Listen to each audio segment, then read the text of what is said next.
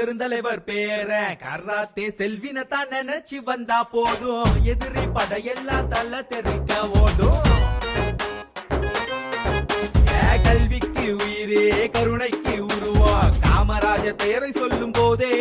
நம்ம நாடாரி நாமே தலை நிமிர்ந்து ஆடும்